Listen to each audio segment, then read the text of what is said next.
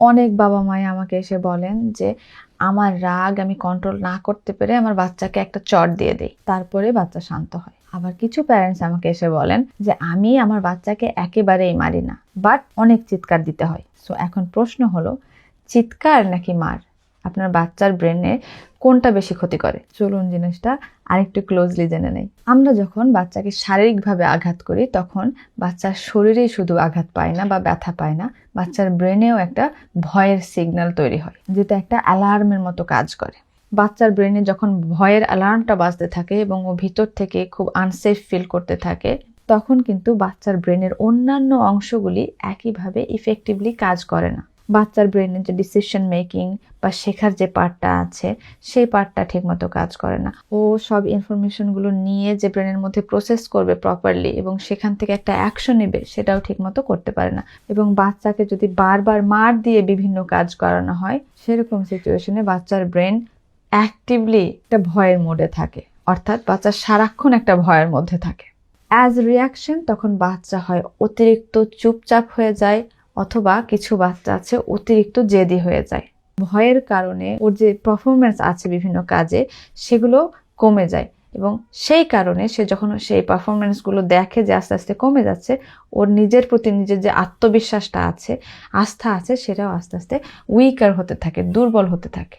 এবার জেনে নিই চিৎকার দিলে বাচ্চার ব্রেনে কি হয়। অনেকের ধারণা মার দিলে যে ক্ষতিটা হয়, চিৎকার তো আর মার না, হয়তো বাচ্চার ব্রেনে ইকুয়ালি ইম্প্যাক্ট পড়বে না বা নেগেটিভ প্রভাব পড়বে না। কিন্তু আপনি কি জানেন, ঠিক মার দেওয়ার সময় আপনার বাচ্চার ব্রেনে যে অ্যালার্মসটা অ্যাক্টিভেট হতো, ভয়ের অ্যালার্মটা অ্যাক্টিভ হতো, বারবার চিৎকার দিলেও আপনার বাচ্চার ব্রেনে ঠিক একই ভয়ের অ্যালার্ম অ্যাক্টিভেট হয়ে যায়। সেই মুহূর্তে বাড়তে থাকে বাচ্চার ব্রেনের মধ্যে স্ট্রেস হরমোন কর্টিসল, যেটা বেড়ে গেলে আপনার বাচ্চার অটোমেটিকলি মনোযোগ ক্ষমতা শক্তি কমে যাবে, ওর পারফরমেন্সও কমে যাবে, যে কোনো জিনিস শিখতে গিয়ে তার আরও বেশি কঠিন মনে হবে এবং ভুল আরও বেশি বেশি হবে, কারণ ওর ভিতরে নার্ভাসনেসটা অনেক বেশি কাজ করবে। এই সব কিছু মিলে ওর ভিতরে একটা ফিলিংস তৈরি হবে যে আমি মনে হয় আর ভালো করে কোনো পারফরমেন্স করতেই পারবো না। এটাই ওর আত্মবিশ্বাস আরও কমিয়ে দেবে, নিজেকে অযোগ্য ভাবা শুরু করবে। তাহলে কোনটা বেশি ক্ষতি, মার নাকি চিৎকার? মার দিলে আপনার বাচ্চার শরীরে আঘাত পায়, whereas চিৎকার দিয়ে ইমোশনালি অ্যাবিউজ করলে বাচ্চার মনের মধ্যে একটা গভীর ক্ষত তৈরি করে। মার এবং চিৎকার দুটোই অনেক ক্ষতিকর, কিন্তু বারবার চিৎকার বাচ্চার ব্রেনকে দীর্ঘদিন ধরে স্ট্রেসের মধ্যে রাখে এবং সেটার ইম্প্যাক্ট সেই বাচ্চাটাকে দীর্ঘ সময় ধরে বয়ে নিয়ে বেড়াতে হয়, ইভেন বড় হয়েও।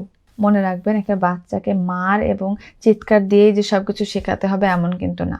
আপনার বাচ্চার ব্রেন বা একটা বাচ্চার ব্রেন তখনই যে কোনো জিনিস শেখার জন্য প্রস্তুত থাকে যখন বাচ্চা ভিতর থেকে নিরাপদ ফিল করে। সো নেক্সট টাইম আপনার বাচ্চাকে বোঝানোর সময় মনে রাখবেন আপনি নিজে শান্ত আছেন, শান্তভাবে আপনার বাচ্চাকে সে কথাটা বুঝতে সাহায্য করছেন এবং একই সাথে ওর বিহেভিয়ার পিছনে থাকা কারণগুলি বোঝার চেষ্টা করছেন। ভুল হলে রিয়াকশন না দিয়ে সেটাকে রেসপন্ড করছেন, সেটাকে সুন্দরভাবে গাইড করে অ্যাড্রেস করার চেষ্টা করছেন এবং ভালো কাজে অবশ্যই স্পেসিফিকলি প্রশংসা করছেন।